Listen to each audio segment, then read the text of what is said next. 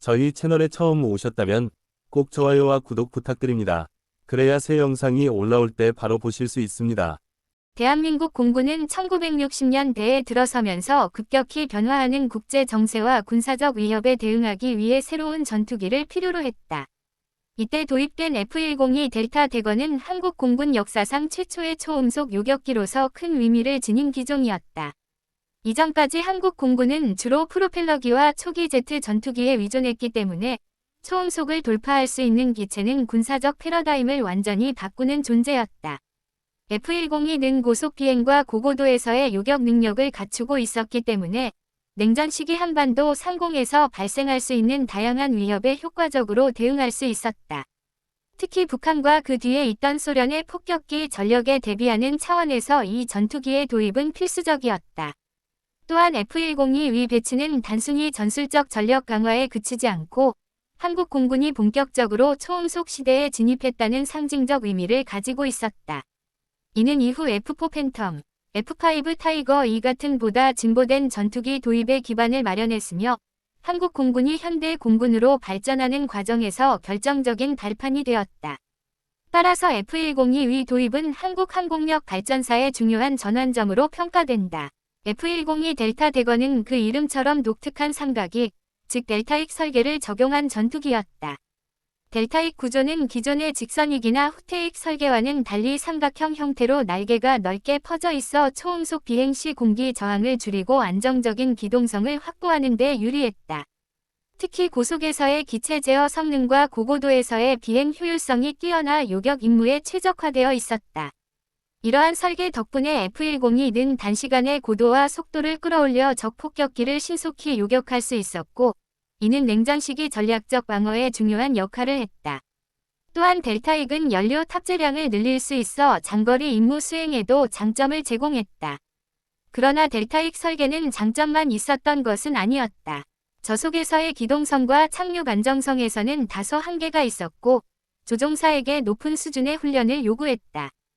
그럼에도 불구하고 당시 기술 수준을 고려했을 때 F-102 위 델타익 설계는 미래 전투기 발전의 길을 연 혁신적인 선택이었다.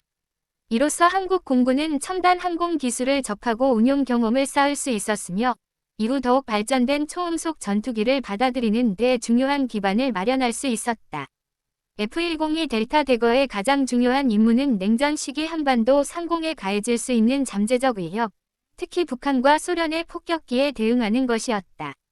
당시 한반도는 동서냉전의 최전선에 위치해 있었고 북한은 소련제 폭격기와 전투기를 도입하며 공중전력 강화를 꾀하고 있었다. 이러한 상황에서 대한민국 공군은 단순한 공대공 교전 능력을 넘어 신속하게 고고도로 침투하는 폭격기를 요격할 수 있는 능력을 필요로 했다. F-102는 바로 이 목적을 위해 배치된 초음속 요격기였다. 고속 상승 능력과 델타익 구조로 인한 고고도 안정성을 바탕으로 적 폭격기를 빠르게 추격하고 요격할 수 있었으며 AIM-4 공대공 미사일과 로켓 무장을 통해 적 항공기를 효과적으로 격추할 수 있었다.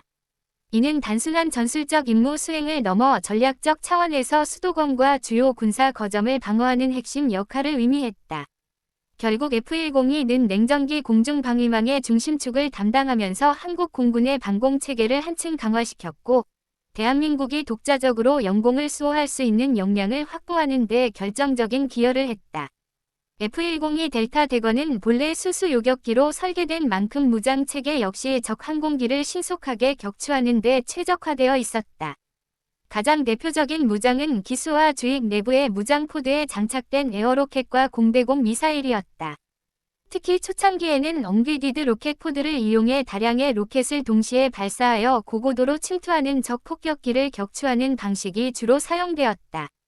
이후에는 AIM-4, 팔콘, 공대공 유도 미사일을 탑재함으로써 보다 정밀한 요격 능력을 확보할 수 있었다. 이 미사일은 당시로서는 첨단 기술로 평가받았으며 적기를 장거리에서 탐지하고 요격하는 데 중요한 역할을 했다. 또한 일부 기체에는 AIM-26 핵탄두 공대공 미사일을 장착할 수 있어 대규모 폭격 편대를 상대해야 하는 냉전기 전략적 상황에 대응하기 위한 억제력까지 갖추고 있었다. 다만 이 전투기는 근접 공중전이나 다목적 임무에는 적합하지 않았고 무장이 오직 요격 임무에만 집중되어 있었다는 점이 특징이었다. 그럼에도 불구하고 F-102 위무장 체계는 당시 한국 공군이 본격적으로 첨단 미사일 전투기를 운용하는 첫 경험이 되었으며 이후 더 발전된 무장 시스템을 갖춘 차세대 전투기로 이어지는 기술적 토대가 되었다. F-102 델타 대거는 대한민국 공군이 본격적으로 초음속 전투기를 도입한 첫 사례로 1960년대부터 1970년대 초반까지 실제 작전에서 운용되었다. 이 시기는 한국전쟁 이후 급격히 변화하는 안보 환경 속에서 북한의 공군력 강화와 소련의 영향력이 커지던 시기였기 때문에 F-102 위 배치는 전략적으로 매우 중요한 의미를 가졌다. 도입 당시 F-102는 고속 요격 능력을 갖춘 첨단 전투기로서 수도권과 주요 군사시설을 방어하는 핵심 역할을 담당했다. 그러나 항공 기술이 빠르게 발전하면서 곧 더 강력하고 다목적 임무를 수행할 수 있는 F4 팬텀 2 같은 신형 전투기가 등장하게 되었고 F-102 위 운용 기간은 상대적으로 짧게 끝나게 되었다. 1970년대 초반부터 한국 공군은 점차 F-102를 현역에서 제외하고 장거리 타격 능력과 다양한 전술 임무에 대응할 수 있는 차세대의 전투기로 교체해 나갔다. 그럼에도 불구하고 F-102가 제공한 초음속 운용 경험과 요격 전술은 한국 공군이 이후 더 발전된 전력을 효과적으로 수용할 수 있는 기반이 되었으며 공군 현대화 과정에서 중요한 교두보 역할을 수행하였다. F-102 델타 대거는 단순히 한 시대의 전투기를 넘어 대한민국 공군 현대화의 상징으로 평가된다. 이 전투기는 한국 공군이 본격적으로 초음속 전투기를 보유하게 된 첫 기종으로 단기간 운용되었음에도 불구하고 군사적 역사적 가치가 크다. 오늘날 일부 기체는 전쟁기념관과 공군박물관 등에 전시되어 당시의 기술 수준과 안보 상황을 보여주는 산증인 역할을 하고 있다. 관람객들은 F-102를 통해 냉전기 한국이 직면했던 군사적 도전과 이를 극복하기 위해 어떤 선택을 했는지 직접 확인할 수 있다. 또한 이 전투기는 후속 기종인 F4 팬텀이나 F5 타이거 2로 이어지는 발전 과정에서 중요한 전환점이 되었으며 대한민국이 독자적으로 항공 전력을 키워나가는 계기를 마련했다. 비록 지금은 더 이상 실전에서 사용되지 않지만 박물관에 전시된 F-102는 단순한 철제 구조물이 아니라 한국 공군의 뿌리와 도약을 상징하는 소중한 역사적 유산이다. 따라서 F-102 델타 대거는 한국 항공사에서 단순히 과거의 전투기가 아니라 미래로 나아가는 과정에서 반드시 기억해야 할 중요한 존재로 남아있다.